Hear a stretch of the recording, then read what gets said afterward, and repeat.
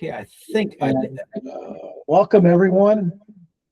Welcome to this August 13th meeting of the Delaware Valley Chapter of the National Space Society. I'm your host, Nick Mellis, and pretty soon we're going to have our guest speaker tonight, Colin Lenox, give us a talk on bioreactors and and how they're going to be applied to outer space, and we'll get the lowdown on that. Welcome, Colin. Thank you, Nick. Yeah, pleasure to be here. And so, yeah, my name's Colin Lenox. We'll wait just maybe another moment or two here. Maybe we'll just do some random space talk for a few moments, see if anybody else pops in, and then I'll be talking about wetlands in space. The title there in that paper looks kind of daunting, but it's just wetlands. That's mostly, well, pretty much entirely what we'll be talking about tonight. Or, going to do about 20 minutes and then 10 minutes of, hi, Earl. Thank you for joining. Found the path in. Hey, great. Yeah. Welcome, so Earl. More minutes. And we're broadcasting live over Facebook, YouTube, and Twitch. Oh, nice. So this is also being recorded locally on Google Meet. So there'll be more than enough copies for everyone. But no, I just want to, stretch this out as far as possible, get more people interested in science, and in particular, have them come on to this meeting and join us. But otherwise, we are live, and we're just waiting for a few more folks to show up. And I'll unmute you, Earl. We can say hello. 1 second. Let me go to Earl. Oops. Hello. Oh, okay. There you are, Earl. Good. Okay, and of course the phone rings. So we'll just wait a bit, and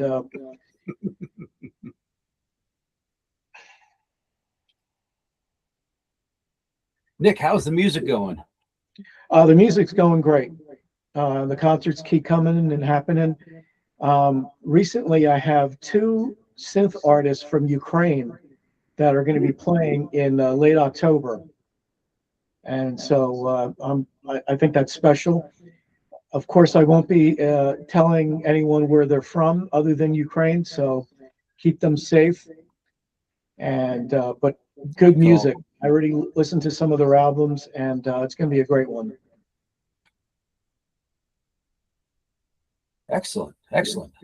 Now, there's a person from the National Space Society who's part of the executive branch, I guess. She's going to come and be part of this meeting as well.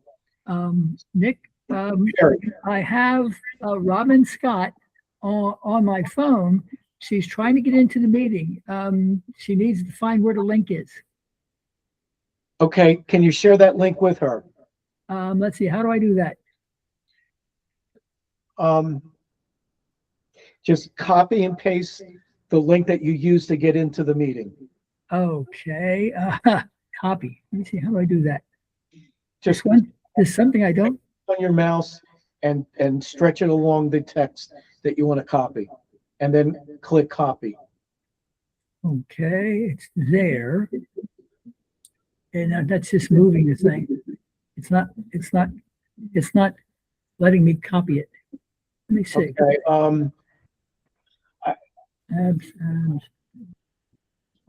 second. Let me put it in the chat. Okay. Wait, let me find. What I see is WGY-PADV-HQP. Is that it? Yes. Ah, okay. Let me. Okay, Robin, I am going to give you verbally the meeting information. For some reason, I can't copy it. It is capital MEET dash WGY. And eliminate some unnecessary background. So for those who are watching this on the stream, we meet on the second Thursday of every month at this time, 7 o'clock. If you know of anyone in the space-related industries, professor, scientist, entrepreneur like tonight, please forward them to us and allow us to have them come and do a talk about what their specialty is. I would really like to have a astrophotography exhibition as well. So everyone takes pictures differently, so we can have as many astrophotographers as we want. All right, let me unmute Earl there.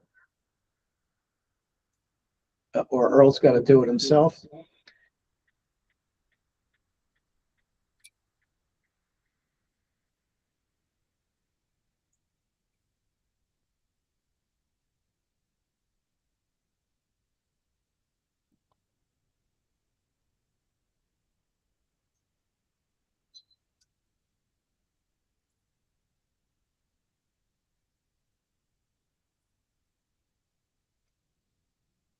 And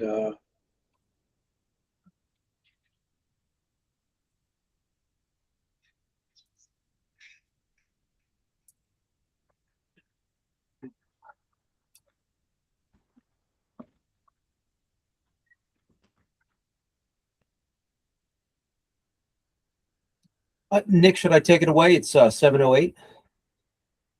what's that, Colin? Should I take it away? It is 7:08. And if there's anybody out there on the street.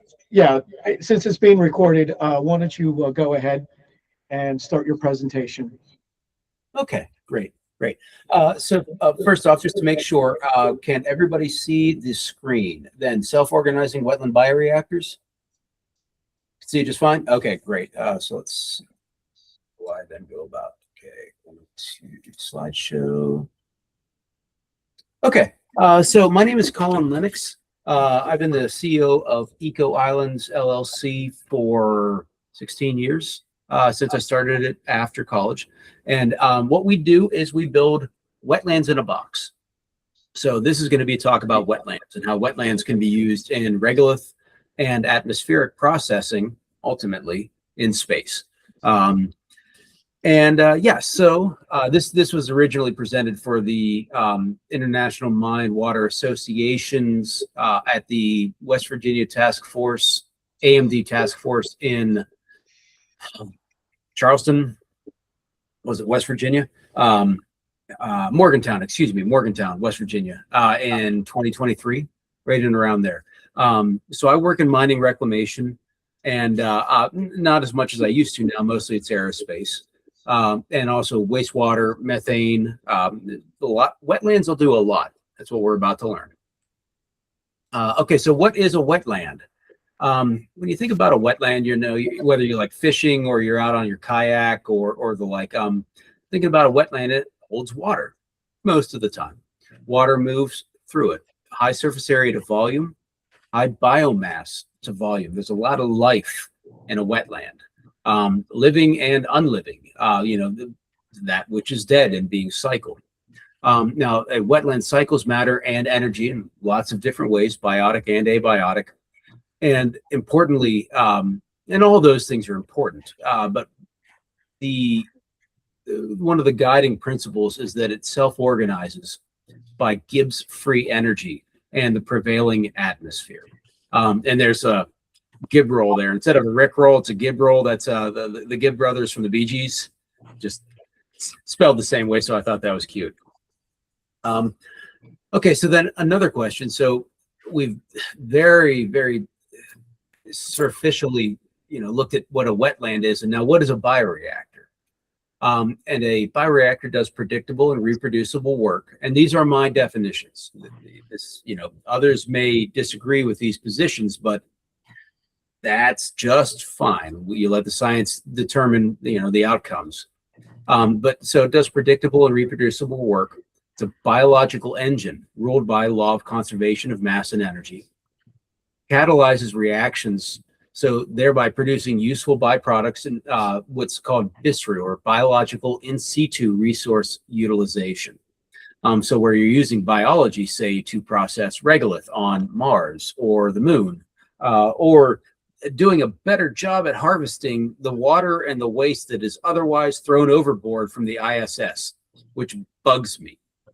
It costs a lot to get it up there, and then you're just throwing it overboard. But, you know, that's, the ISS might only be up there for another couple of years, so use it while you got it. But when they do build something new, you know, let's not be so wasteful.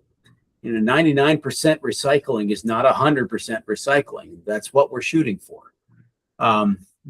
So natural, then going back to wetlands in consideration of bioreactors, natural wetlands then are self-selecting and organizing. Hi, Robin. Thanks for joining us. Self-selecting and organizing, which is called natural attenuation. So if you have an impact of some kind, say from a mine, say there's a lot of iron in your water, and what would normally happen is that iron will wipe out and or coat dozens of feet, miles of natural stream bed until the iron, basically there's no more iron to precipitate, without getting too deep into the biogeochemistry of it. But if you have a natural wetland, you don't wipe, you know, it would absorb that impact, but constantly change in the process, because there's no way easily to get, say, iron back out of that wetland. Now, then there's constructed or manufactured wetlands. Constructed wetlands, which are used at almost all wastewater treatment plants as the tail end. It's a good way to uptake phosphorus, fixing other micro and macronutrients into plants, you know, just sucking it up through just building up plants. But even then, after time, you got to get in there, and you have so much biomass that is accumulated that you have to remove that biomass, so you've got room to grow more biomass to keep sucking up that matter that's coming out of your wastewater treatment facility. So those are constructed wetlands. And then what I do is build manufactured wetlands. So, you know, in my shop, we build these self-organizing wetland bioreactors. And the benefit of them is that you can maintain, and you'll see here just in a minute, but big picture is that you can flush a manufactured wetland. You can't flush a natural wetland at all. You can flush a constructed wetland, but it doesn't always work so well. A manufactured wetland, for its purpose, is more useful, thereby doing a lot more work, removing a lot more material in a much smaller space. So you don't have to wipe out acres or tens of acres. You can have the same biological remediation footprint in, say, something, you know, a bit larger than a classic septic tank. Flow and loading dependent. But what we're normally used to. So it's a bioreactor, it's smaller, and it is more useful in general. Okay, so bioreactor specific and by definition. So a natural wetland. Well, if the bioreactor's got water, material moves through it, conservation of energy and mass. It has a purpose. It's full of water most of the time. Okay, it was like, well, yeah, a methane digester. Oh, a reclamation pond.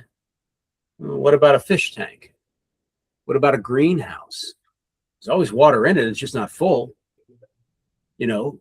But what about, and wastewater treatment plants have already made that argument. But then say like wine and beer vats, where you may not have a flow through the system. It may be a pulse flow style system, kind of like a tide pool, but it's still purposeful. You're converting one material for the other. In this case, you know, sugar and water for alcohol. But then also, and if you continue even farther out there, like people, plants, box turtles, and my dog River. There she was about 4 or 5 years old. She does not see that box turtle, by the way.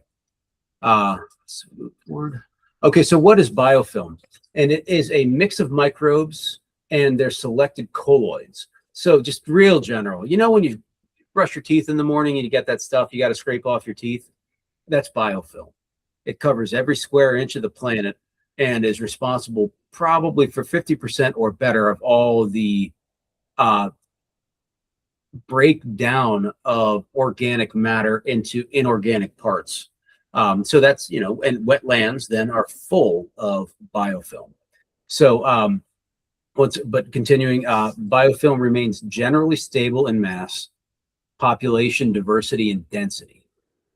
It protects this biofilm, which is a coating. So these microbes are secreting this mayonnaise, like a colloid, by the way, is mayo. Mayo is a colloid. All right. So your Miracle Whip, it teaches you more about biology than you'd really expect.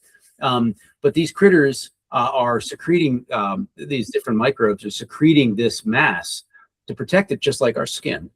And these protects the microbes producing the film. And the biofilm is one of the main components in natural cycling.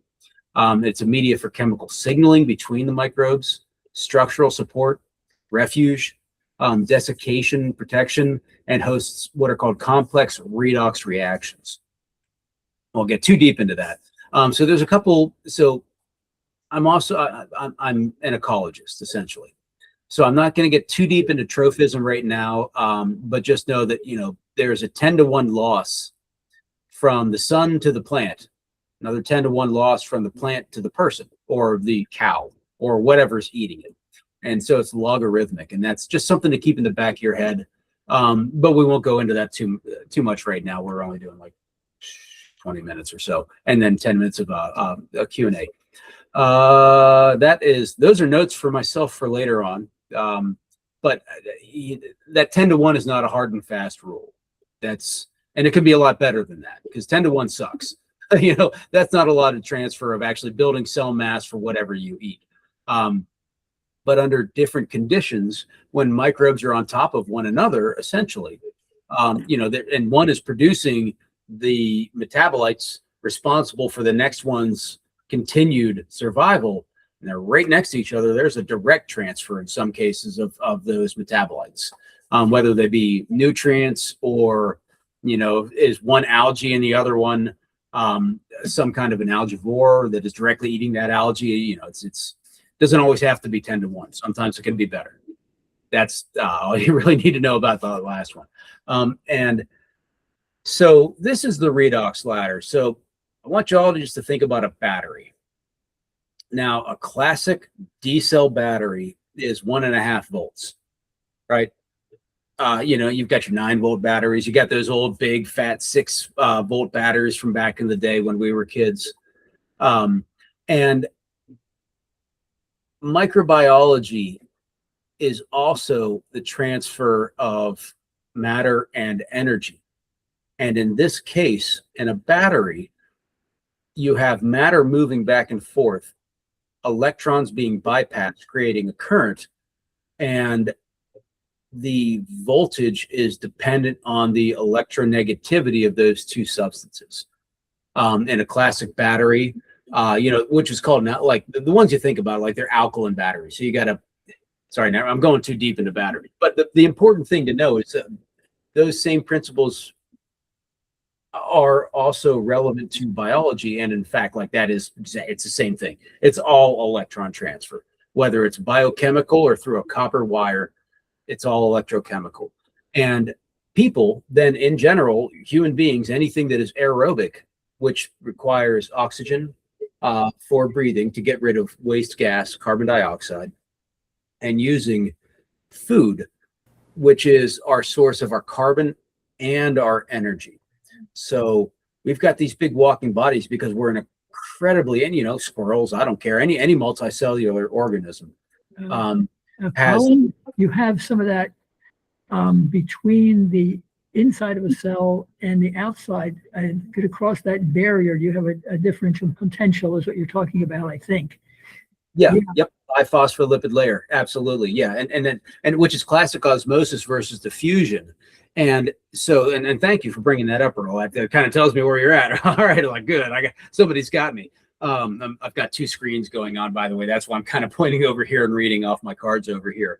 But so in a Winogradsky column here, I'll just jump forward one. Okay, that's a Winogradsky column. Sergei Winogradsky was born in 1880s, something or other, and most of his best work was in the early 1900s. And this dude figured out the nitrogen cycle. That's how important he is. And he figured out that, hey, if you take a glass column and you throw a bunch of muck into it, it will self-organize.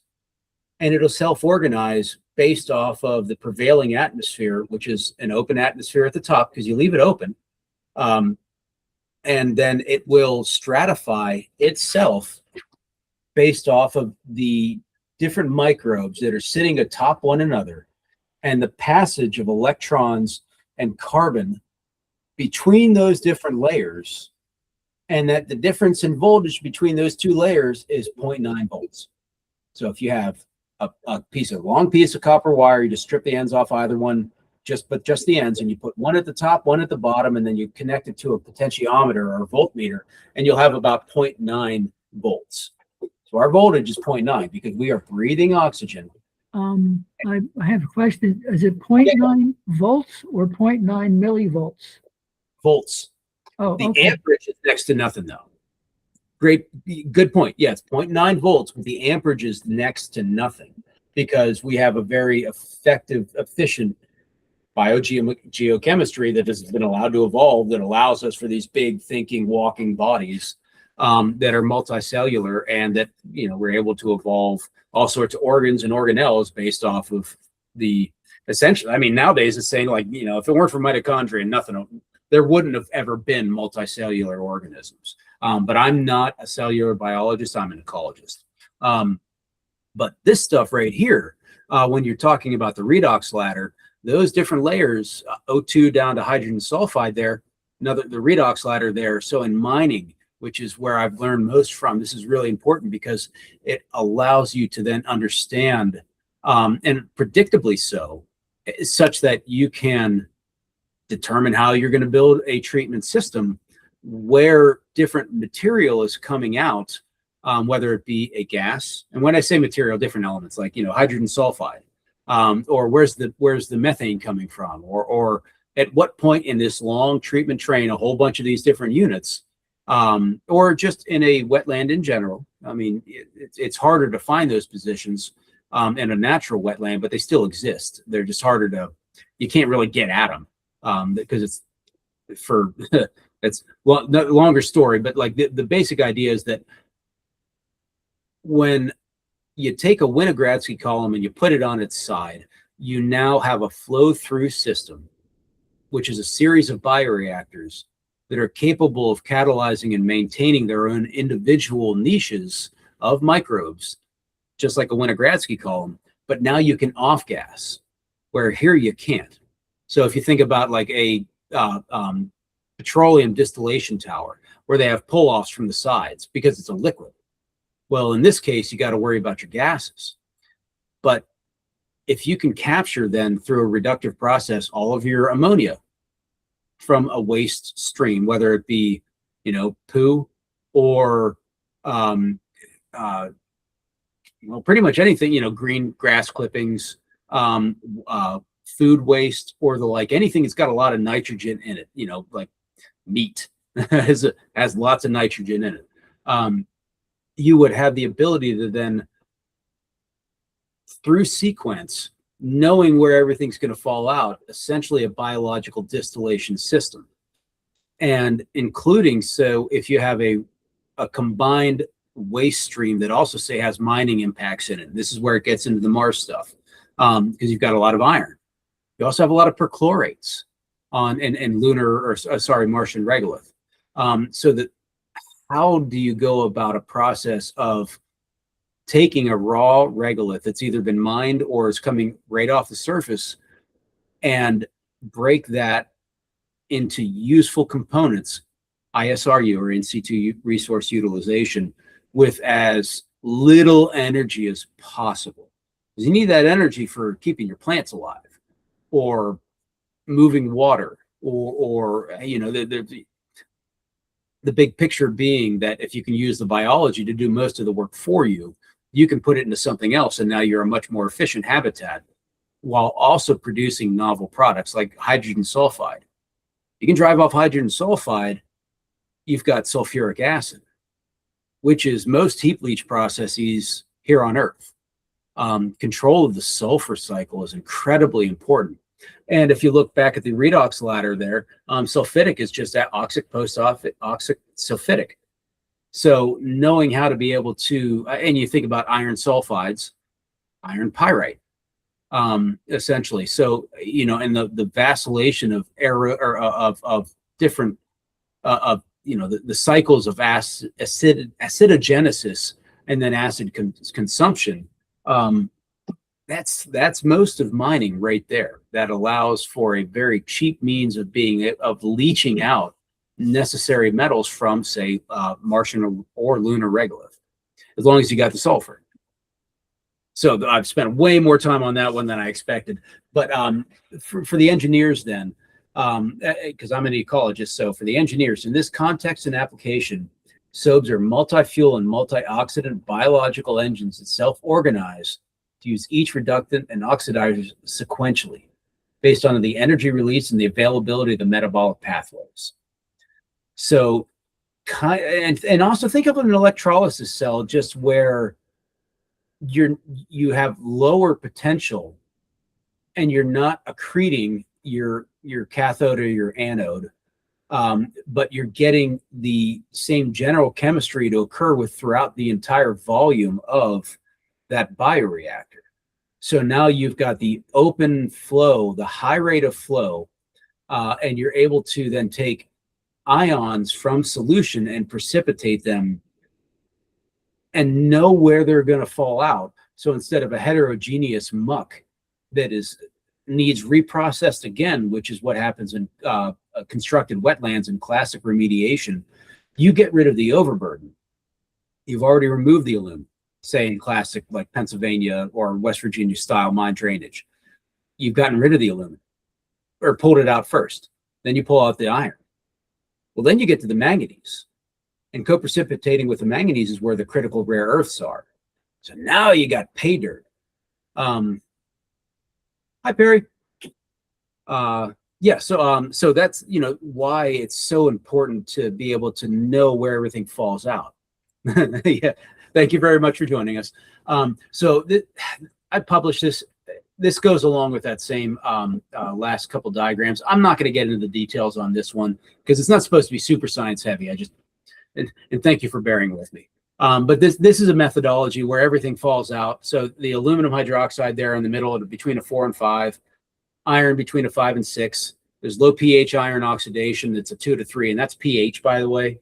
So this, and then, you know, all the way as you get above a 7, 8, 9, 10, that's when you start getting into calcium and magnesium removal. And if you've already driven off your sulfur, you essentially then also have biological desalination. Desal isn't just always salt; it's all of the ions in solution, all of all those different solutes. And if you've got half of that is calcium and magnesium, if all you have to do is drive your pH up high enough that they then also start to precipitate into say a specific realm of a reactor, then you have, and then you run that water through, say, reverse osmosis, your filters are going to last a lot longer before you have to reconstitute them. How do you reconstitute ion exchange membranes? With sulfuric acid, which you also have control of now. So it's as much a complement to other technologies. It's not a standalone. And I'll never make that claim, and I don't think anybody ever should. Redundancy. But it really saves a lot of power, energy, if I'm correct in all this, towards a larger hab. And once again, producing products that are much easier to then, the term is valorization, or just make them more useful. You're getting higher quality ore, literally. Let's see. So these are some of the units that I've built. Built all those by hand. It was dumb. You're producing basically biological fines, I think is what you're saying. Yeah. Well, here, just for an example, so I'll just run forward here real quick. Some of the, like I said, I've got a lot there. That's manganese oxide that I grew we're still not exactly sure if it's just an extreme example of abiotic precipitation or if that was from the certain microbes using manganese in solution, so Mn2, as an energy source and then producing oxides. And we had them up to 85% pure. And if there had been critical rare earths in that water, then in that mine drainage, they would have been in that. I know it's 85% pure because we sent it to the Smithsonian. It's gone to Oak Ridge National Labs. I've had them run it myself here locally. And I've got the water chemistry, which is taken by DEP. So it's double blind. So it's the best possible science you could do. But I don't know why it works sometimes and why it doesn't work in other places. Honestly, if I just stuck with iron and aluminum, we would have made a lot more money. But the hard thing was the manganese. And pretty sure we've got a world record on its removal biologically, even if it's indirect bioremediation versus direct bioremediation, which I won't get too much into right now. That's still really, really, really good. What's coming out of, usually out of China from their ore, it's 65%. Our average is 65% from solution, up to 85%. Which is enough to be autocatalytic. Basically, basically, you're getting your stuff basically for what would otherwise be considered like wastewater. Is that correct? Yeah, it's from mine drainage water directly. Yeah. I mean, they're paying money to clean this water. And I'm not making a claim on knowing exactly why it's happening. I just haven't had the funding to continue forward with it. There were metagenomics ran. I mean, that right there is from 2014. Just to get, I mean, it's been 12 years. So, and they did run metagenomics. I was told that no, there were no pathways for manganese oxidation present in those samples biologically. But I haven't talked to the doctor since then. So it needs to be redone. It's 12 years later. Just let's go ahead and rerun it. Although I don't have access to that site anymore because the individual who oversees it is, I don't know. Like I'm trying to be diplomatic. I am allowed to say that they're being difficult and I don't agree with their position. And I think they are holding up science. But it's not a hill I'm willing to die on yet. So we're moving things forward.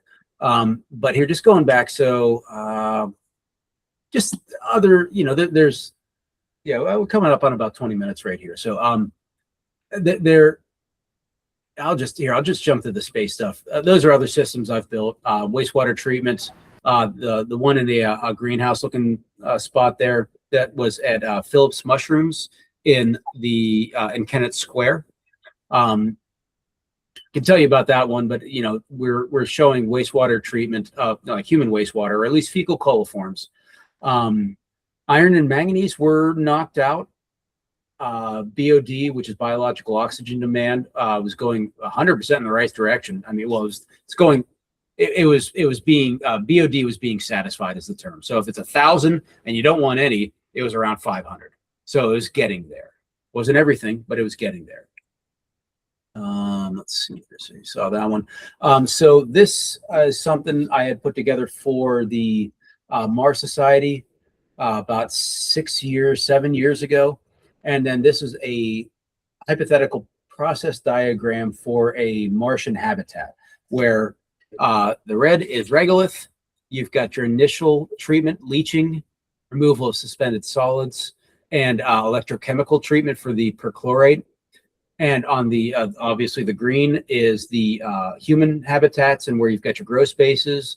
The gray then is the workspaces, and then the wetlands, which are the arbiter and the interchange between both of those sides. You've got the abiotic and the near completely biotic side, so that you are able to deal with your wastewater, deal with inedible plant mass, which is the growth matrix in these wetlands in a box, essentially, because you got to get that material from somewhere. And it allows the reprocessing of that back to CO2, which allows you to grow more plants. And if you are growing more plants than you need, more inedible that you need, just bale it and set it outside. The idea is that it's a trophic accumulator, that you're growing enough from one spot that you can send it on to the next farm, so that there's CO2 that can be produced in that, then used later on. So it's, if you're pulling it from the atmosphere at 5% and it's 95% CO2, you got one of the main ones right there, right off the bat. And then you've got incoming regolith, which also means you've got O2. If you got CO2, you got O2, obviously, right? So we can breathe. The plants can respire, they can grow. And then where are you getting your nutrient salts? Potassium, phosphorus. Where's your nitrogen coming from? Which is always a tough one. The nitrogen, if you can get your hands on the nitrogen in a circulating habitat, that's the toughest. And it's the macronutrient after carbon dioxide, or after carbon itself. So that's the biggie. If you have success with nitrogen, the rest of this is like, okay, maybe we actually have something that works here. But that's will always be the first test. And Yeah, you really want to have a good nitrogen capture cycle, because from what I've just been reading, it's one of the things that's missing in very little in the Martian atmosphere. So on Mars, you do have to have a very good recovery system for that. 100%.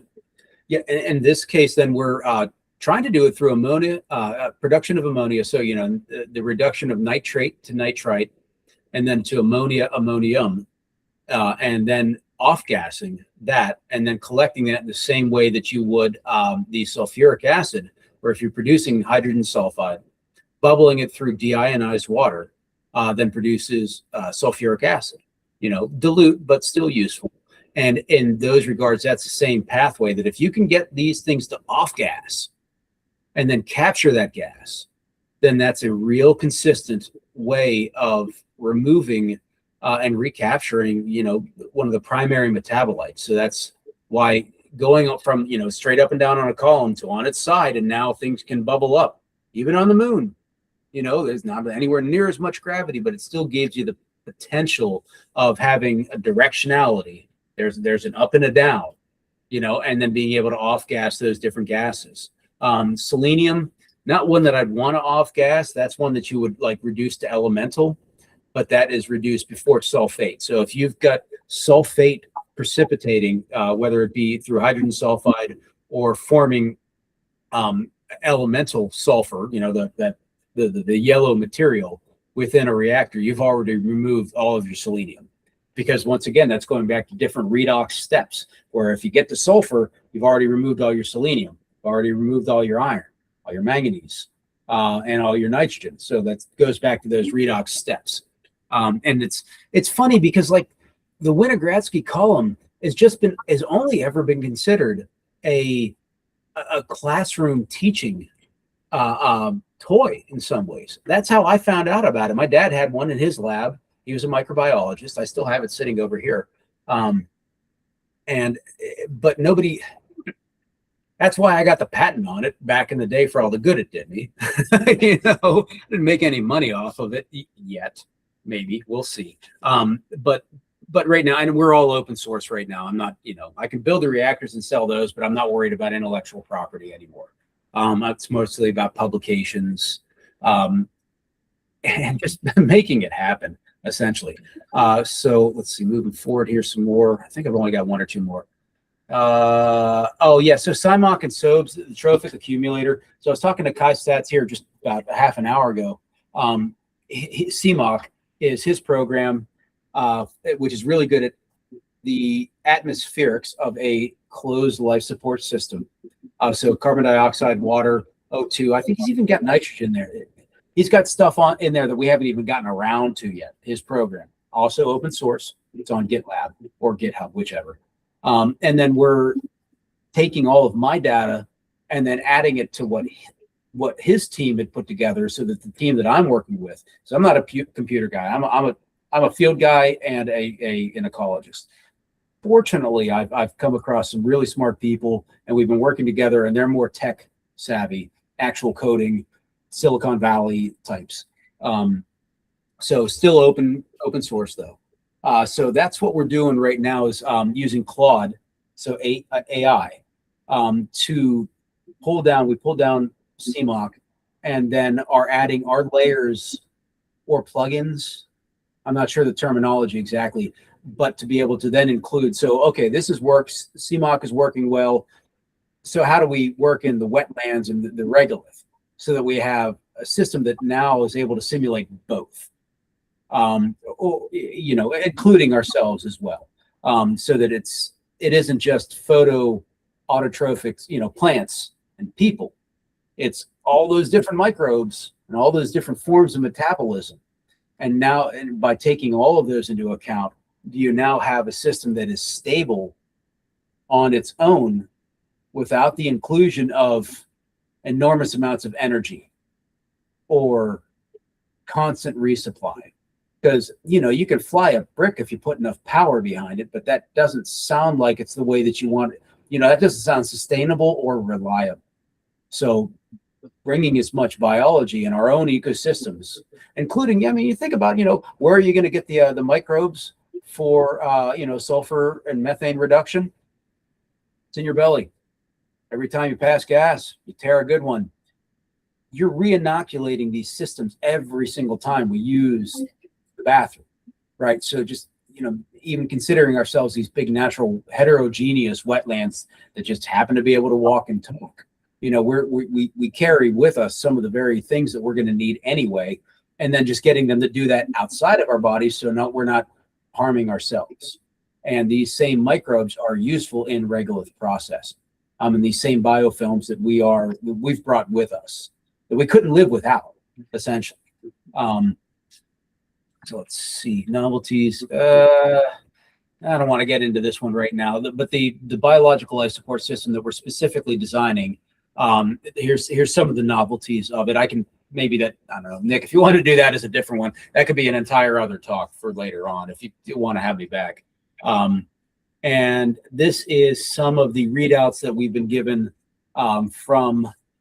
So we took CMOC and then used Claude to give our own outputs. So this is based off of CMOC's software, but it doesn't look anything like what anything CMOC would ever produce. It's novel. And so we're able to run our own experiments based off of that. And we're only just now starting to get into the regolith inclusion. We're still making sure that the physics models are correct. Like, is everything actually balanced? And I'm a decent scientist, but I'm not good enough with the math to be able to say yay or nay. So that's why we have to correct what the AI is giving us and give it direction, because it's I don't want to call it dumb. It's really, really good at what it does, but it can't interpret what our requirements are. Yeah, Earl. I missed something somewhere. What is the BLSS? Oh, I'm sorry. Biological life support system. Okay. Yeah, it's a BLIS as opposed to an ECLIS, or an environmental controlled closed life support system. Like a Sabatier A process would be part of an ECLIS, and they call it ECLIS on the ISS. So BLIS then is, it's one syllable. It's just easier to say, and I think it sounds cooler. It's kind of a marketing thing. But then the Gel 5 BLIS, named after my dad, John Edward Lenox, who passed 10 years ago, it would be our version of a life support system and would be good for analog astronaut crews. So you'd have a bunch of people actually pile into this thing, and that way they can eat and breathe and poo and sleep and do their work and everything, and be contributing to that ecosystem within that that enclosed system. At that point, that would be like a almost completely closed life support system, closed loop life support system. And right.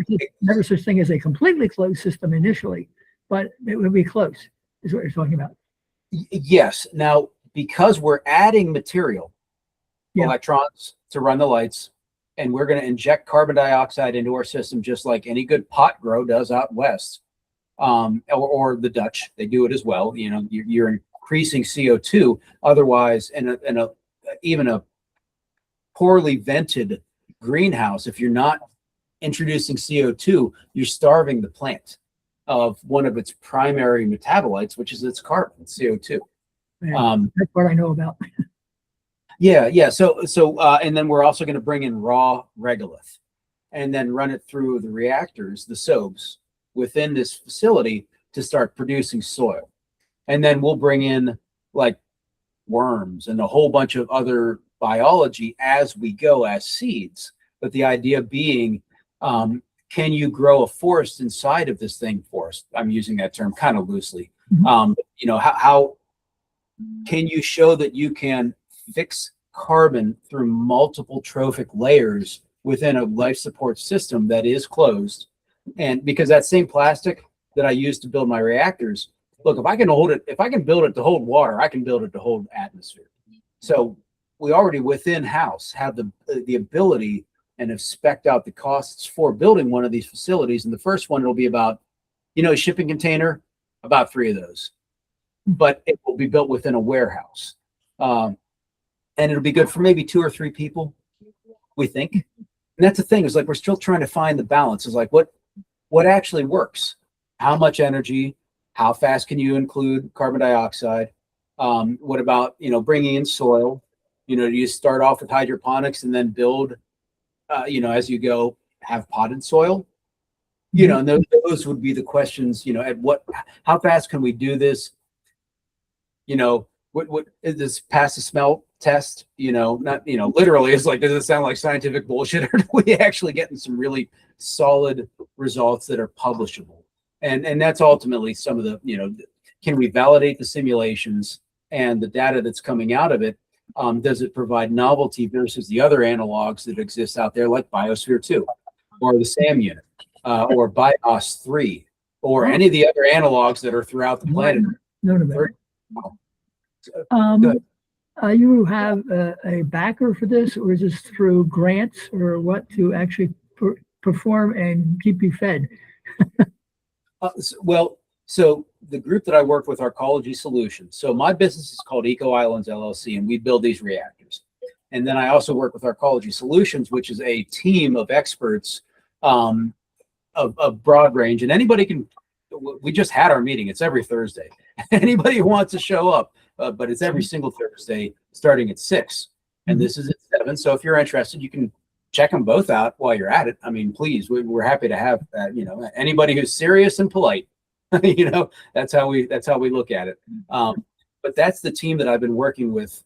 And the idea for an arcology, which is an architectural ecology, it's essentially a biodome or a biosphere, but for people to live in without it being a closed system. So my business, hopefully I've got an order here of 20 of my units going to Texas, like I mentioned earlier, and that's not enough to pay for the bliss to begin with. But if I get another order out of that, if this current build works, then we're kind of off to the races, and hopefully I'll be able to self-fund just through my own company and my desire to see this happen. Because it's giving us wins anyways. Like, I work in mining, and if we can show mining in an enclosed system, it's all R&D that directly, it's like, it is self-serving 100%. I've got my business partners that I've got to take care of. Now that said, we've never really made money, and we're 15 years into it. So we're essentially a non-profit or a not-for-profit. But that said, if we start taking off and making money, we'd love to find SBIR grants. But I have written so many grants in the past that I got sick of it. I'm like, screw it. We're just going to actually try to make a business and fund it that way, because it seemed like it was the most direct, and we didn't have to scrape or bow down to anybody else, that the science can be the science. And that is, we're going to do it because that's what the science is asking of us, as opposed to that's what somebody else's shareholders or VC is requiring of us, kind of a deal. So that, we get to stay true to the mission. So yeah, but it's a great question. Like, there is, for the Mars Society then, and that's how I met Nick. They are the South Seattle College in Seattle, Washington, has just leased for 10 years and for like $1 to the Mars Society, the Mars Technology Institute, an entire building with the intention of developing a analog and Mars-based technology institute for the trades. Welding, like I want to go teach plastic welding there and bioreactor design. Like, so that could be, so the funding through grants is also a possibility, like, especially if it's matching. Say my business throws down $100,000 and I say, okay, I'm going to give up $50,000 worth of my time, and a bunch of other experts do the same. It's like, okay, now we're pretty close to, $500,000, and then use that for matching for a grant from, say, NASA through an SBIR. Now we got $1 million, and that would be more than enough to build the 1/20th scale system. And I have bid that for about $2 to $3 million, we can build a large system, which is 100 foot by 100 foot by about 12 or 13 foot tall, inside of a warehouse. And that's 100,000 cubic feet or something. That's a big space. I mean, now we're talking about multiple rooms, and being able to have different scientific, say MIT wants to come in and rent a couple rooms, and that's just going to be their rooms. And that we can modulate their pressure and their atmosphere independently of other research sections. And then and then that way it's self-funded. So it's like, can you get over the CapEx? And then what's your OpEx after that? And it's about 10 to 1 or so. So that would be like the long-term goals that, okay, great. And if this works, can we just build a couple of these? And that those individual components and those novelties of design compared to, say, Biosphere 2 are more, locally accessible, but also provide, Biosphere 2, they got one set of experiments and nobody's touching those things. I mean, well, like Arizona State does and New Mexico State does, but what about Penn State? What about, Stanford? What about, Columbia or and then, anything in, Calgary, so it's something that is more accessible without needing, what's the equivalent of $500 million in today's money, because it cost $100 million to build Biosphere 2 back in the 80s. And we're talking the price of a brand new sheets. Nick, sheets. Those things, they're about $2.5 million. So the price of a really fancy convenience store could give you an incredibly potent facility for running all sorts of different scientific experiments based off of the novelties that we design parameters that we think we have in the Gel 5 Bliss, the first one. So yeah, I mean, I'm pretty pumped up about it. And just for you, Nick, please. You have a couple of questions in the chat room. Oh, brother, I'm sorry, I didn't even see him. No worries. No worries. You're doing great. Thank you very much. Continue. Oh yeah, no problem. Where's the chat? Where is the chat? Oh, there it is. Let's see. Okay. Oh, hi. Yeah. Oh boy, a whole bunch of stuff. Apologies. Wow, lots of good stuff there. Hi, Dottie. It's going all the way back to half an hour here. Space. Nick, you've got a big long share ABCD there. All the YouTube channels that I subscribe to and watch, all these science documentaries on. One great one after another. Company names. And just for the record, on the screen, I have 3 QR codes on the screen and on the screen. And on that video, there's 3 QR codes: the National Space Society, Delaware Valley, and also Colin's website. So when you look at the screen portion of this, you'll be able to connect with Colin if you want, and obviously you can go on the web and connect with him. Excellent. Thank you. And yeah, I got some good questions here. Then this was from Perry. Let's see. I just put the my company's name and Arcology Solutions into the chat. Biggest reactor is about 4,000 gallons. And that one is capable of treating up to, under aerobic conditions, 1 cubic foot a second, which is about 400 and something or other gallons a minute. depending on the loading. I mean, if if it's like 100 parts per million of iron or something like that, you're going to want to run it slower than that. So it really depends on the loading. But how many acre feet of liquid, what period of time? Well, if you go for 400 gallons a minute times 1440, sorry, I can't do the math in my head, but it's a pretty significant volume, pretty fast. 1 CFS, 400 gallons a minute or so, is small scale municipal, unless it's a storm and you've got a combined overflow system or combined storm overflow system or something. How I corrected small lakes, creek fed. Yes, a few.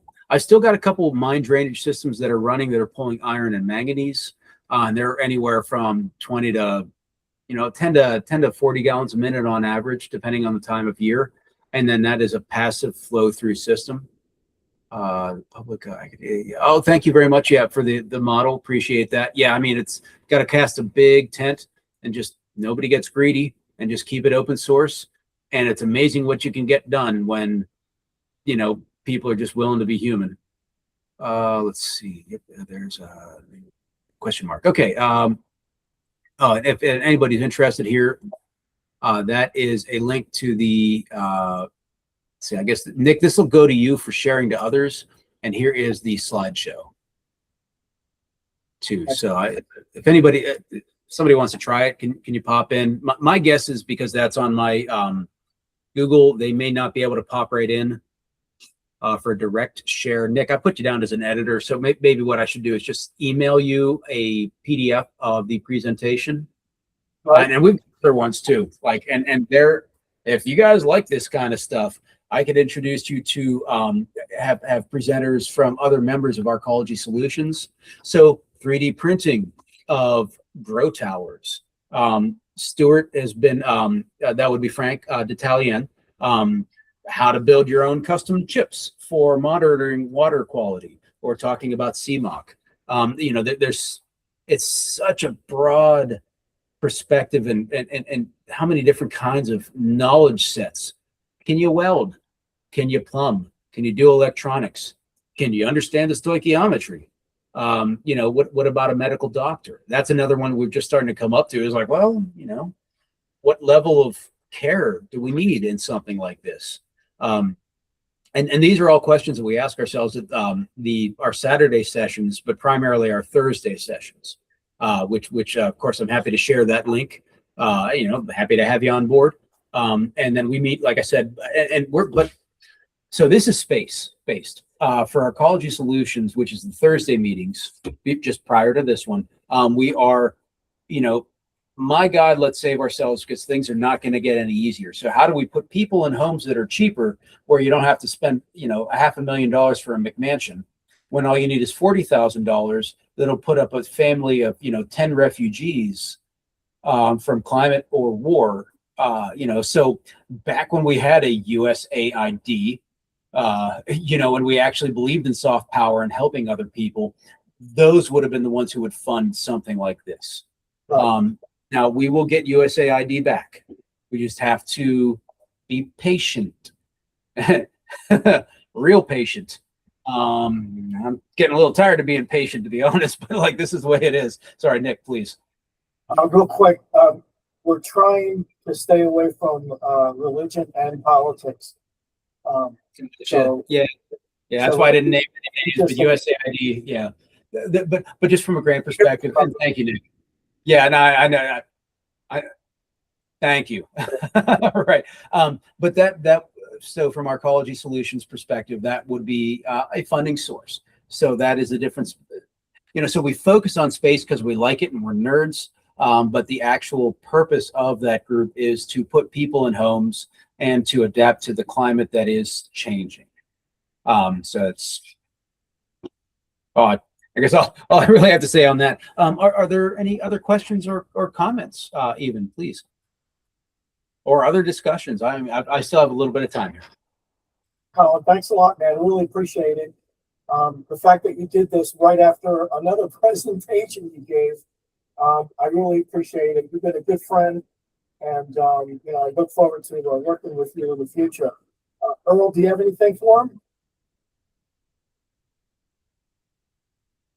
You're muted. You're muted, Earl. Mike always helps. Yeah, I really don't know a whole lot about this area of creating living habitats. Just the general idea of needing to do all the recycling and reclamation and everything. Back in the 60s, there was a guy named Paolo Sorelli, I think his name was Soleri, and he was talking about arcologies, basically large living, mostly closed loop living systems with the size that it would look like a small mountain. Because there's 10 million people living in this, great fabricated artificial environment, and the problems of being able to take and clean up our own mess in that case was part of one of the things that he was, trying to figure out back before we really knew how to do most of this stuff. And what Colin is working on, it looks like, is trying to, in the intermediate time from then till now, taking something that was actually now well known, this column you're talking about, I can't remember the pronunciation of the guy's name right, and basically using a version of that to do the cleanup, and by doing the alteration of what orientation that was the conventional orientation, then be able to tap off the things that you would need to then use as the feed for other processes, which is really cool, really neat. I'm thinking of some of this from my own readings on permaculture and that kind of thing, where you try to have a closed loop or mostly closed loop system going from something edible like fish, shrimp, catfish, whatever, through the process of recycling their waste into some form of plant system that then will absorb this material out of the stream, the flowing stream system, around until you finally go through particle settling. It's not going to be as efficient and self-cleaning.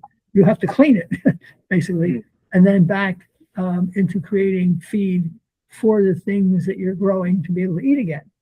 And that's basically what we're talking about, I think, only on a much more elaborate scale. I didn't hear the word hamsters, rabbits, or anything like that in this talk, but somewhere the biological proteins will be in there besides the plant proteins. People will get sick of beans after a while. And fish and shrimp and mollusks, and that's the thing. Even considerations of, is it a saline or is it a freshwater environment or string of reactors? Because then you got there's more diversity in the ocean by another 40% or something than there is on land. In Atlantic waters or fresh waters. So even those are considerations that are beyond. We haven't even gotten there yet. It's just much more complicated, mm-hmm. and possibly a larger area, larger volume. And when you get to Mars, what will you have? Limited amount of water. You'll have some materials that can feed in as a feedstock, plus some of the regolith material. But overall, the limit is going to be initially, I don't know for how many generations, availability of some kind of solvent. We usually say water, but we'll say water. You mentioned Kennett Square earlier. Isn't that the area, part of Pennsylvania that has some of the largest mushroom, like Dutch tunnels, they're called? Oh, Kennett, Kennett. 16. Kennett Square. Trailers, and they just grow shrooms there. Yes. Yeah, their water is pretty nasty. Can't talk too much about the clients, just to keep things copacetic. They've got some water problems, and the way that you process, and some groups will also cook the mushrooms, and then you've got all of the food grade considerations that play into it. And those waters as well. And, a lot of it's building the system right the first time versus having to adapt and being stuck with infrastructure that maybe wasn't right the first time. That's what I've come across working out there. But it's you have an opportunity to learn a lot, and we have some limited data that the same process is capable of dealing with a heterogeneous waste stream of this kind. But they've also got solvents in there in some cases. Like that would be another whole talk as well. And it's the data was encouraging, but it wasn't as controlled as I would like, so I don't really publish it. Because when you're trying to pull out BOD and you've got so much oil and grease in the water as well, that it turns into a candle on the inside of the units. Well, what's really doing the work? You can't really say. So the data is encouraging that I got from working there. But like I said, it's not something I'd publish because I'd want to rerun everything, and the client is not, even though we got them money for free through grants, they don't want to move any further forward. This is separate from the manganese. What's that? This is separate from the manganese. Well, there was manganese in that water. Actually, there was iron and manganese. We were still sampling for it, but it's coming from biological sources because both. That's what I'm saying. Yeah, separate from that others. Yeah, because you still need iron and manganese. It's a metabolite. It's part of surviving, and it was probably also just coming from the soil and the mushroom spawn as well. So it's because it's coming from dirt, so there's going to be more of that material in it. But we were able to also show, at least in that case, that iron and manganese in solution was also precipitating. But once again, was it due to the accretion or the accumulation and coagulation of these oil and greases versus good old-fashioned biology like we were seeing at, say, one of our open mine sites that doesn't have something that's gumming everything up constant. And that was one of the big conditions and concerns at that one client, because their oil and grease separators were failing. So everything was getting through. And without getting too much into it, like lots of good experiences, we learned a lot, but I would say that as a fair science, the data was inconclusive, but encouraging. That's, happy to share it. It was the American Mushroom Institute, AMI, from a grant through them, and that's a nonprofit. So we did everything right, but you can't make a client do what you want to if they're just going to go ahead and dig their feet in. Do it there. And they throw their hands up because they're like, we wasted, they spent $750,000 on our reverse osmosis system that immediately crashed. It didn't even treat 3,000 gallons. And they have a settling tank. It's pretty, they spent a lot of money on this system, and it didn't work. And they finally brought me on board, and we put in 4 of those reactors. I showed the one picture there. It's kind of in this sort of a semi hoop house inside of a concrete block. And we got them money to do it. And we got part way there. I think, we would have advanced the ball another, 25, 50 yards to the goal line, but we didn't get all the way there. And then they just kind of threw their hands up, and it was like, okay, well, then if they're not willing to go any further than this, and we didn't even use up all the grant money. There's still more money for sampling. Just, you can't make them do it. If they're done and they are, and of course, then we were going into, it's just after COVID.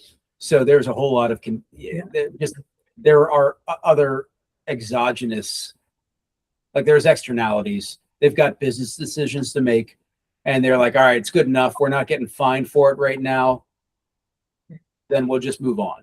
Right. Because that was the thing, is like they're releasing water right now. They're putting it onto spray fields, all of it. All of their water that's coming out of that system is coming from spray fields, and they were trying to recycle it to a quality that was good enough that it was potable so they could use it again within the system and not have to use these spray fields. And if they wanted to, they could also release it, but not have to send it to a wastewater treatment system where they would have to pay per 1,000 gallons or whatever, right, to a local municipality. And so they were trying to do as much of the water treatment on site as they could. They're so close. getting there. And then they just threw their hands up and But yeah. you still have the expertise developed from doing that and the data.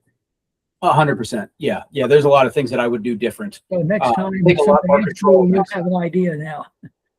Yeah. If we were to do it over again. All the steps, most of the I steps. could interrupt for just one moment. I just want to give a quick plug to the National Space Society. They have a program, 30 for 30. They're trying to get young adults involved in the space industry. And so they have a program. So people go to the National Space Society website. They can get detail on something like that. They even have, on a even younger level, space debates. They're trying to get people to encourage young high school and college folks to enter debates about why go to space, etc. And I think they're both very worthy projects. And in particular, I'm going to help with the getting the debates here locally where I live. We will visit the local school board and see if there's a science professor that may want to encourage some of their students to participate in something like this. I've been really happy as a member of the National Space Society, and I really look forward to continuing this. Colin, I'm sure you're waiting to crack a cold one open. If you want to stop, that's fine. Otherwise, you're saying I'm waiting. That's it. Thanks so very much for doing this, and we can still ask you questions, or you're welcome to stick around. Earl has something he wants to talk to you. A few things, yeah. I want to talk to you about ham radio. Among many other things, yes. That was from. Earl. Oh, let me turn the mic on. Oh, it's on. Okay. That's because I went to what's called a Ham Radio Festival in Kimberton, PA, this past weekend. And yes. Oh, okay. I saw Colin put your finger up. Yeah, no, just I'll be right back. I'm listening. Oh, okay. And I decided, because I have over 1,000 copies of the back issues of the NSS publication Ad Astra, among other things, from the late Mitch Gordon's collection of these various things, I decided to take them there and primarily do public outreach to give away some of the magazines and see what kind of interest I got from people by saying, come here, here is some free magazines on space. And began then talking to them as they came by, and some stopped and began really listening. And I was able to give away maybe 24 of the publications, with a number of people wanting copies of the publication because of one pair of issues that were done some time ago, one with Buzz Aldrin on the cover. And some of the people took it because their children had never heard of Buzz Aldrin. And others were given that plus a copy of one of the anniversary issues of the NSS publication on the anniversary of the moon landing of Apollo 11. So several people took that. And then there was some other people that came by and were looking. They were not hams. They were artists. And the young lady that I talked to, in particular, Wander, W-O-N-D-E-R, and we made the joke about wandering and not lost, liked the illustrations on the covers of the magazines to be able to take those and then use them in some artwork she would develop from looking at the covers, or actually modifying the covers of the publication. There was also one issue that had 3D possibilities. And so her and a young father with his daughter both took copies of that issue for that particular reason, plus somebody else who came in as a friend of Wonder. Also, when she found out about the possibility of doing a 3D image from the magazine, took one of the magazines for that reason, plus a different one on education in space. I had a number of different publications. from various eras from 2019 forward. And the majority of the ones they took were in the 2022 to 2024 period, which is about what I have. And so that was good. Also, I didn't ask for, but I was given donations of some money. Now, the only thing is, where now do I send this? Since I have donations for having brought the publications to give to NSS, do I turn it into a check and send it to you, Nick, or exactly what happens with that? No, I prefer that you deal directly with National Space Society. I don't have any authority to accept any money. There's no bank account. Not at this time, but not at this time. Just deal with them on an individual basis. I think that's the best move. Okay, I figured I would double check on that. Okay. Appreciate it. Okay, now, from what I was saying, I did the Hamfest, did some talking to the public, and that was good. Got a little public outreach out of that. So possibly they will show up at some point in the future at NSS's door, and then they can direct it back down to the Space Interest Group. All right. Robin wants to ask a question. Robin, you have to unmute yourself. There you go. You might talk to Rod Pyle, who does the magazine. Okay. And he might direct you if there's anyone else other than him. Okay. Let's see.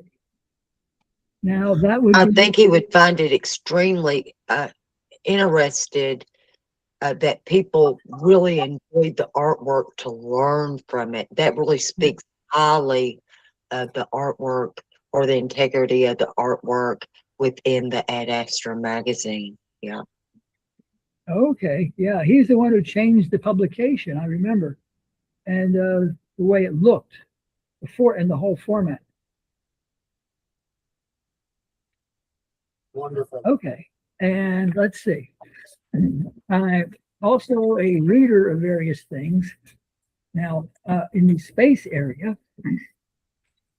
I finished reading The Mission, which is about the work done over more than a decade to get the Europa Clipper to be going off to take and fly around Europa and do its mission of science observations and analysis, and some of the things that they did to avoid having their money taken at various times inside of the NASA system, because sometimes the money was there and then all of a sudden it was redirected, I'll call it, to other projects. And this happened several different times where there was a real set of battles to get things done. And they start out with dead on arrival missions, which included a nuclear reactor powered spacecraft, not a nuclear power source reactor. Source device, such as some of the rovers, like the Perseverance rover, has a nuclear power plant on Mars, but it is a thermal plant. It is not a reactor, okay? But they were talking about actually sending a $3.2 billion+ craft out to get to Europa and do studies on Europa with this. Basically, the Earth version would be a Taj Mahal school system building, something huge and luxurious. Well, they found out they couldn't get the money for it. And they began working it down, working back at, and like the old thing from NASA, working the problem. And finally, let's see, Octor, Paparillo, and Neubauer, and there's somebody else who's the main driving forces over more than a decade of working with the different people at NASA and their other projects they were working on to be able to get the systems that they needed, old systems that had been proven and well understood, and newer ones, but not a whole lot of newer ones, unless they could be studied and made to work properly in the time necessary to get the space probe put together and launched. And they finally did that, and we finally have now because of the work that these people did over more than a decade, a space probe heading out toward Europa, and we'll be able to see exactly what is on the surface and under the surface of that moon. The idea is that some of the cracks that are in the surface are where there's been upwellings of materials from deep inside. So what you're going to end up getting is the possibility of organics from inside coming up to the surface and being discovered by the instruments on the probe. And also the properties of the ocean, which somebody figured out from analysis of the orbit and the motions of the moon, Europa, through the magnetic fields out there. So we're going to see, and it has a magnetic field actually, but we're going to see, from what this guy figured out, the properties, better understanding the properties of the ocean in Europa. So we will find out a lot from this probe that we're sending up. I believe it's going to be arriving at about 2030. 2034, I think. Oh, 2030. Well, that was one of the problems. Dragonfly, that's 2034. Okay, your voice is a little bit distorted. That's why I'm kind of leaning into the camera. So yeah, okay, 2034. So it's a long flight because of different things. Some of the problems that they actually had were similar to when we sent up Cassini. I was down at the demonstrations that NSS did in Washington, D.C. in 1996 because of all the scaremongering about what would happen if Cassini crashes back to Earth. And literally, I'm waving my hands like some other people. I went and talked to them at the White House. We were walking around outside the White House fence, and there was us saying, it's a go, blah, blah, blah, and a bunch of people panic mongering. The cameras were usually on them. But that was, again, the fear. And so the idea of the Europa Clipper doing flybys of Earth like before basically was scrubbed. And so the result is it adds to the time that it takes to go out to the object that you're going to go out to. So it was a good read, if possible. It's called The Mission. The guy's name is David, who wrote it. I, of course, did not write the full name down. So you would be able to see what this work entails. And I should point out, from reading several other books on creating missions, that is, hold on a second.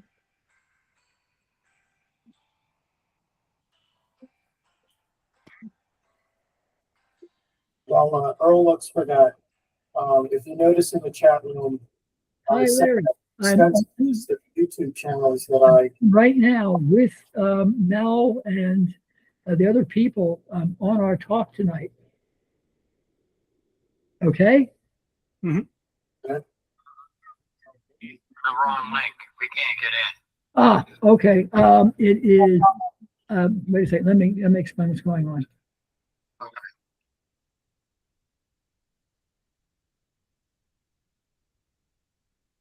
our next meeting will be in September. I'm talking to Larry right now, and he can't get in for some reason. But I thought Dorothy was here. Okay, it's capital MEET. Oh my goodness, I have to write all this down. Type it. Otherwise, I have to go off and send it to you. Okay, let me try to do that. Okay. Yeah. Could you send it to Dottie's email? Okay, if I can find Dottie's it. email is dottiega12 Okay, at gmail.com. I'll try to do that. Okay, thanks, Larry. Bye. Well, thank you. We also have someone from the National that's here. Her name is Perry, and she hopefully maybe you'll unmute and say hello, and give us some well wishes from the national organization, if possible.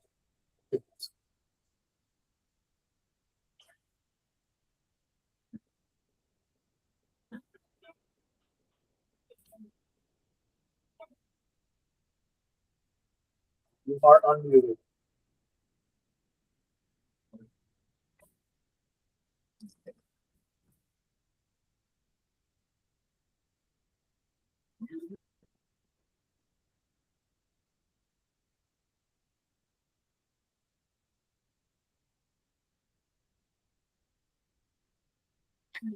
Oh, and my mic was on, of course. Okay, so now I've sent them the link. Hopefully that will work as it did for Robin. Yeah. Sorry about that. All good. As soon as I get a notification, I'm on mute, but you cannot hear me. I have no idea why. Let me check. Okay, you were saying something about the next meeting. Yeah, well, next meeting is the second Thursday in September, just like here. I'm not sure why she's muted, but Okay. Now I will go on to other topics. I also have just finished reading by Josh chime Dean. in something while I figure this out. I would get to figure out why I couldn't talk. They should come in soon, I would think. Let's see. And then I've also been reading called The Impossible Factory. Just finished that. It is about Kelly Johnson and the creation of the Skunk Works in advanced vehicle design. And there was a whole lot of things this guy came up with. Before we had computers, we had slide rules. And this guy, Kelly Johnson, made some of the greatest aircraft that we have used in history up into the late 70s. And then some actually work for the YF-111, YF-112, 111, that series, into the 80s. And of course, those are actually the stealth fighters that we used to be able to fly over places like Baghdad and not lose any aircraft after days and days of flying and dropping bombs, because they were basically radar invisible. And it became possible to build what I believe Colin was saying earlier was called flying a brick. Well, if you've ever seen one of these things close up,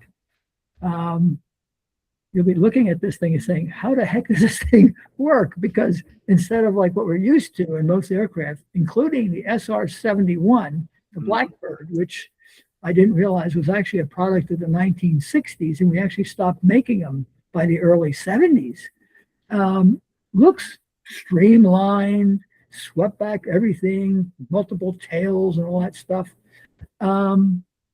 It looks like something that somebody got, I'll say, specialized Lego blocks and put together. Yeah, but yet it's basically invisible to most radars. And there's some detail. Excuse me. There's some details on how they did the testing to prove that. There you go. And one of the funnier things, to me anyway, they had Aren't you coming on? sitting in hangars. Well, they're dark hangars. And they found bats lying around the aircraft, because even the bats with their sonar couldn't see the thing when they were flying in at night, flying around in the hangar looking for I want to turn this off. I have to turn the video off. amazing. The video. Yep. Okay, Video thank on? you guys. Right there. So that was You're on, and then the audio. That's the audio. This Audio's there. so that was Click that to turn off. Click that to turn off. No. I want the audio. off. you guys have a Sorry, Dot, you gotta mute. thank you.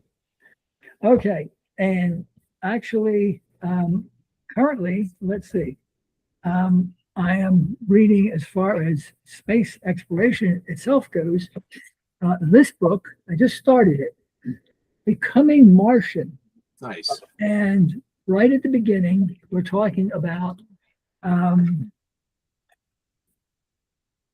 what we're looking for on Mars, life, and among other things, the first Vikings found something that one of the guys who ran the experiments, Gilbert Levin, saying he initially thought for some time that they had found life on Mars.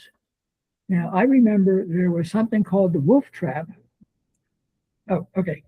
And the wolf trap experiment was supposed to go to Mars. I don't believe it was installed. I think Mr. Levin's experiment went. Wolf trap was named by a guy named Wolf, who was experimenting up in the Arctic Circle with his design as a life detector. But unfortunately, he passed away just before they did the launch of the Vikings. But Gilbert Levin, did not realize initially, and most people had not, that there were perchlorates on Mars. So the result was some of the processes that they were using to get the results that would indicate that there was biologic activity going on and releasing the carbon isotope tags that they had put on the material they put on Mars may have been affected instead by the perchlorate material releasing the carbon compounds. So no life on Mars at that time. Although the author, Scott Solomon, does have some neat things about finding layers of material and things like that on Earth that they thought were going to be similar to analogs on Mars because of the various things that happened on Mars, like when Mars had an ocean and also from impacts. So it's kind of neat that way. And he started to talk about terraforming and the difficulties of Nick Mellis. Oh, on the possibility of doing terraforming and objections that had come up to some of Robert Zubrin's plans for doing that. And of course, some of them are objectionable, setting off tens of thousands of nuclear weapons to bring dust up in the air, up into Mars's atmosphere, and trying to do that for greenhouse gas trapping and creating some of the greenhouse gases of carbon dioxide and everything pumped up into the atmosphere by that. And other things that involved water, ice, asteroids slamming into the planet. But because of the possibility of there being people there now, not being, they're very good ideas as far as that goes. So now you come up with something else to do that. And at one point I remember from some other publication a long time ago, the idea of taking nuclear reactors, a nuclear reactor instead, and setting it, say, up at the poles or in the Nix Olympus or Olympus Mons, depending on who you're listening to, and taking the water ice or carbon dioxide there and warming it up to get into the atmosphere. But the problem is solar radiation and other things will strip the atmosphere away eventually.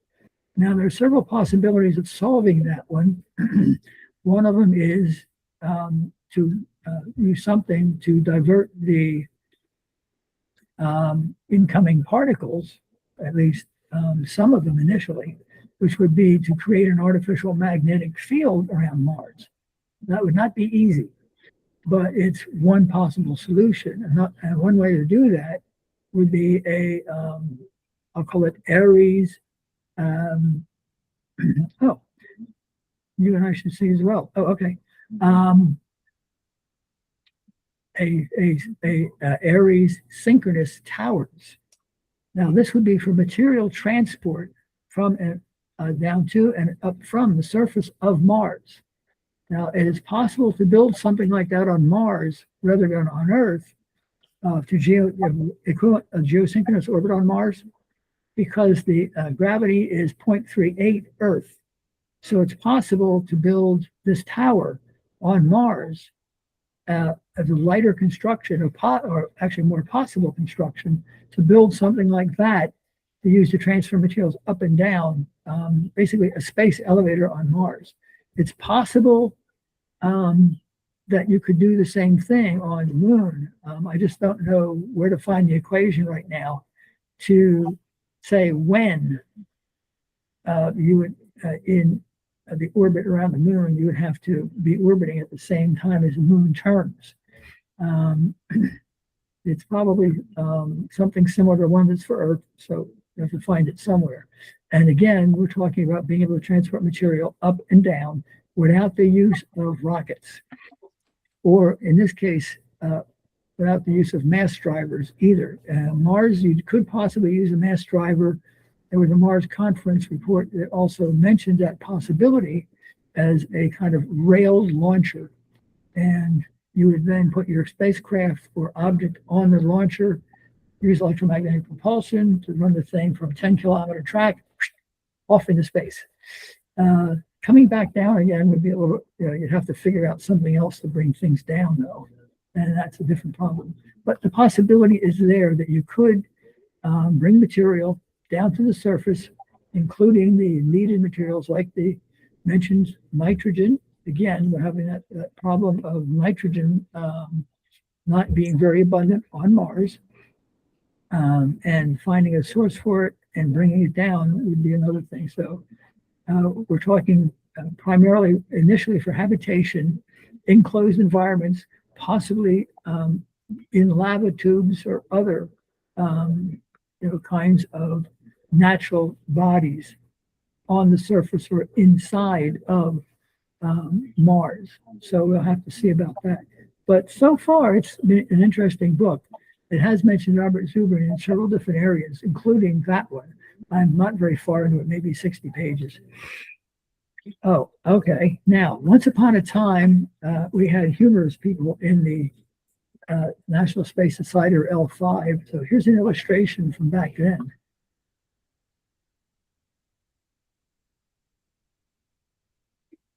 Have you seen this before? Well, I have.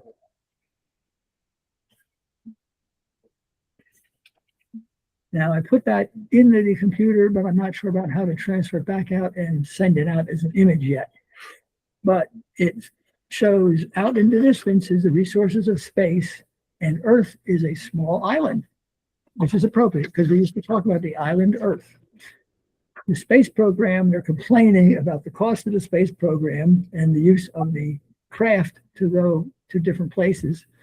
And there's a group of guys in another little part of the outside of the main Earth island talking about how they could take the boat and use it to attack the other side of the island, which sounds kind of familiar. This is 1981. So we were thinking of attacking other people sometimes. Now, the next topic is something that, well, it's going to be a little while, but it's okay. As far as the kind of materials, this is kind of related to space, but it's basically basic physics and applications. It is about detecting gravity waves. Now, I actually get a ham radio publication called Dulis, and that's about transporters. This is about 2 years old now. And what the author is talking about, the search for gravitational waves, and basically using somewhat different techniques than we're used to hearing about. What he's talking about is the possibility of detecting gravitational waves by the effect of the other bodies' gravitational fields affecting the atmosphere. Right. And what he's talking about, though, is the possibility of detecting something that is based on very long wavelength signals, that the gravitational waves would be in the micro or nano cycle region. That is, one cycle would complete in days to years. So detecting them would be a challenge. The initial attempts to detect gravity waves with equipment back in the 1960s used relatively small masses to try to pick up the vibrations, and there was failure. Even though they ran for some time, they just could not find anything that would be a short enough wavelength to be detectable. We began to be able to detect the waves by sheer luck, we turned on one of our instruments, the LIGO interferometer, and we detected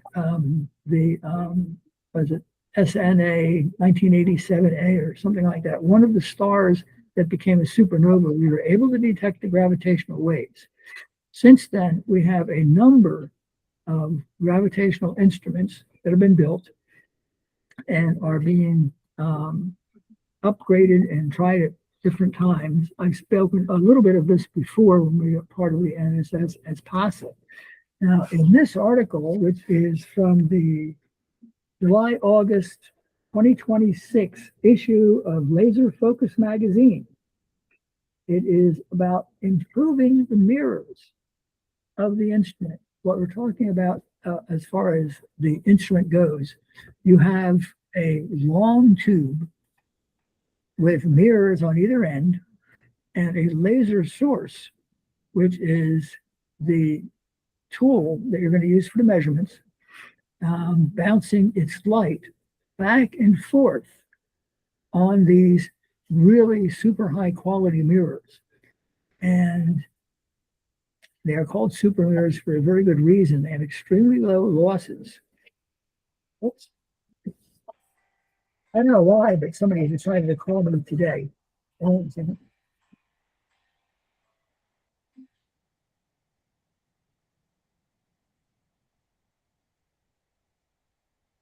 Yeah, so the next month meeting is September 10th.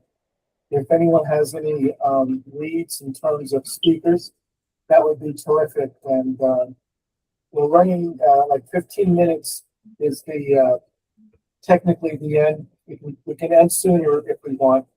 Earl, do you still have something you want to say? Yes, hold on a second. September 10th. So,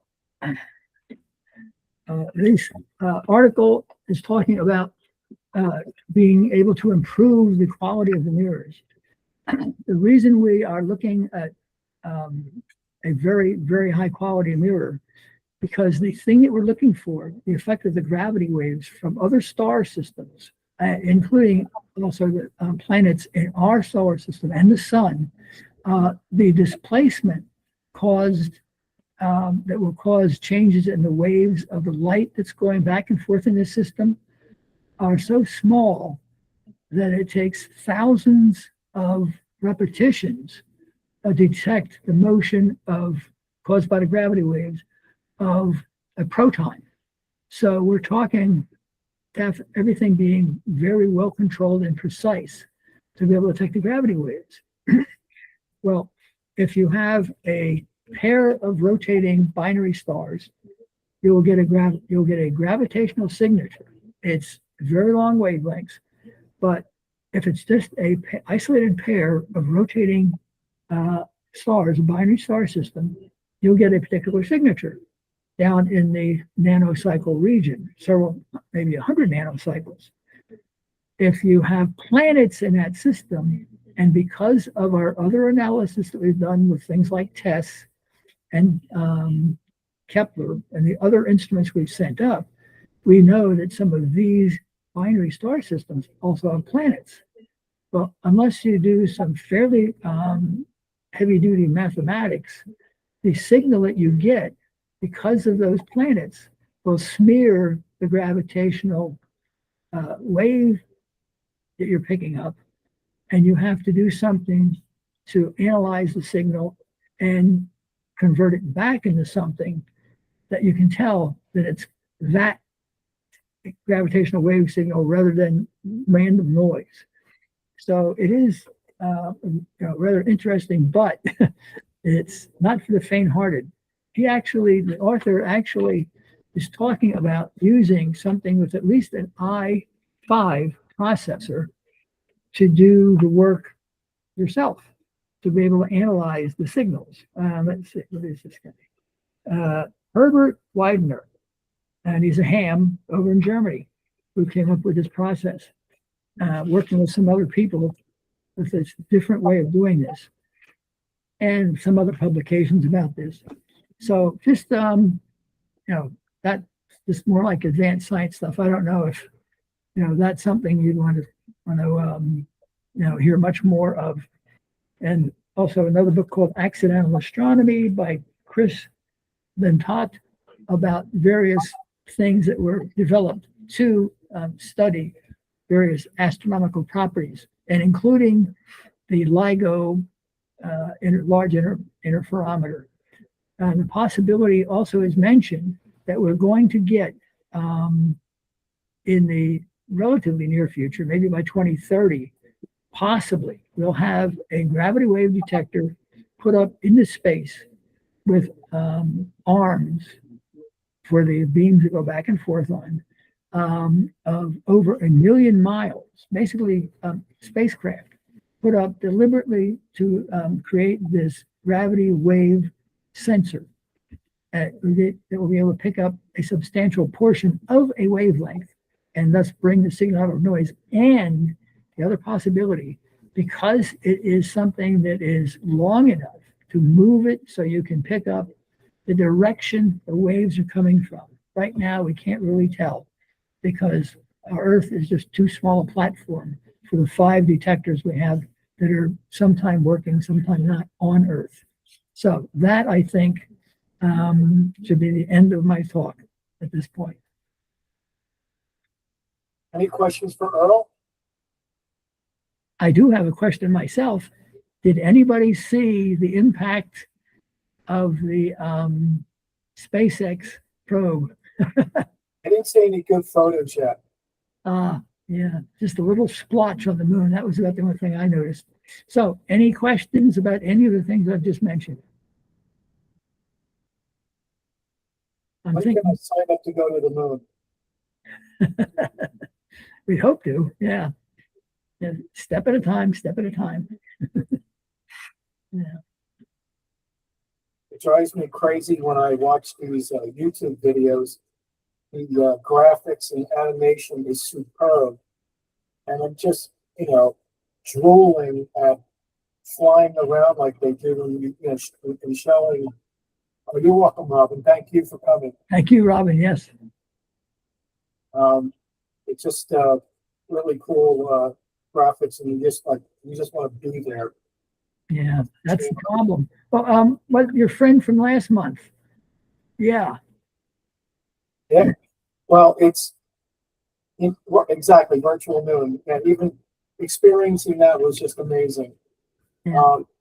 But just I guess we should wrap it up and call it a day. And thank everyone for coming out tonight to the meeting. And September 10th is the next one, as the astronomy club that I belong to always says. Clear skies, Ad Astra, and take care, and see you next time. Bye-bye. Have a nice day. Enjoy. Say, guys. Bye-bye. Bye. Bye-bye.